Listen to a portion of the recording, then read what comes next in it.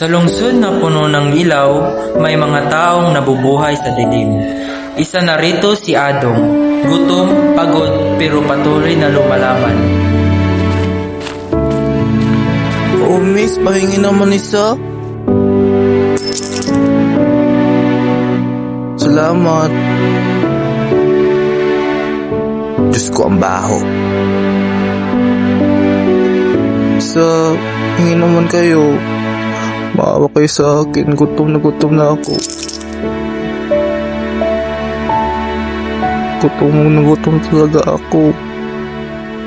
Hindi ko na kaya. Pahingi naman kayo. Maawa kayo sa akin. Uy.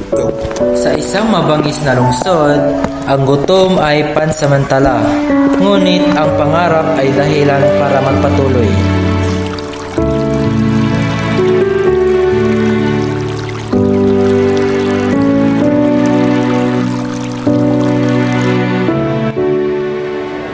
Araw-araw akong humingi ng barya. Hindi dahil gusto ko, kundi dahil ito na lang ang paraan para mabuhay. Nakikita niyo ako bilang pulubi. Pero hindi niyo alam ang mga kwentong tinapakan ng kalsadang ito. Mabangis ang lungsod. Oo.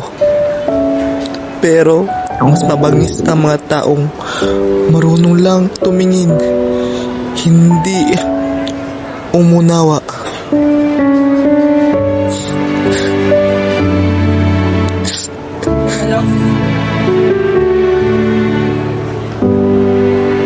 Ay, madami talaga mga pulubi sa lungsod.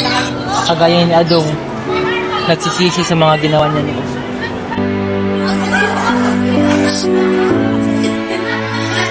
Hindi man ako busog. Hindi man ako mahina. Hanggat pinihinga ako, lalaban ako sa aking pangarap.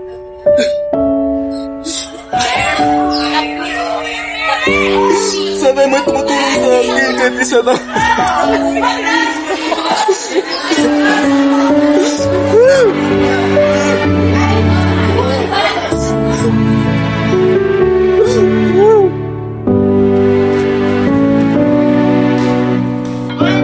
Please, miss, tingin naman.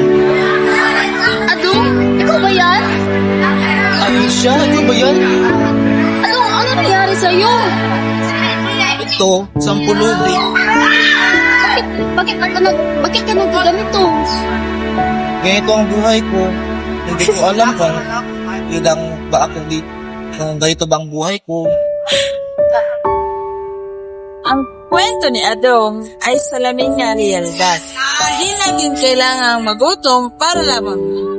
Ang kailangan natin gawin ay pahalagahan ang edukasyon at sakripisyo ng ating mga pamilya.